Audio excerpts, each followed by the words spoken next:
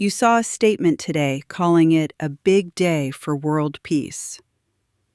But what sat underneath it didn't feel like peace. It felt like movement still in motion, being named as resolution. The language was confident, certain, final. Peace, positive action, reconstruction, a golden age. But layered inside that same frame was something else. Military presence still active, positioning still in play, control language woven through the tone. Not hidden, just sitting there. And that's where the dissonance shows up. Because peace, when it's actually present, doesn't need to be constructed that way. It doesn't need to be reinforced with momentum, framed through gain, or stabilized through continued control. It holds on its own. What this felt like instead was something still moving, being named before it settled. And you can feel what that does to people. The moment the word peace enters the field, something in the body reaches for relief.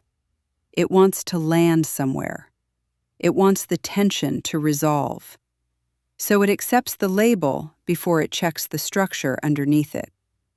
But relief and peace are not the same thing.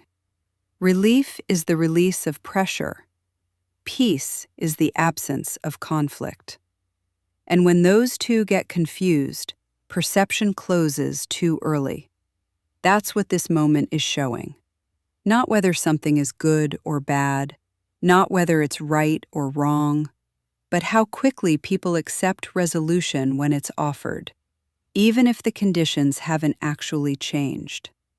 Because staying with something that hasn't resolved yet requires stability.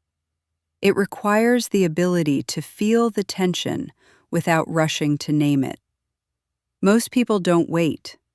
They take the word, attach to it, and move on. But if you stay with it just a little longer, you can feel the difference.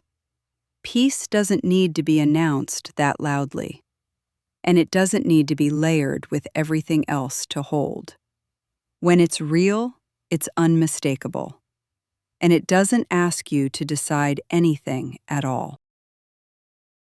Most of what I write lives on Substack if you want to go deeper. Meet me there at tendingtheinbetween.substack.com.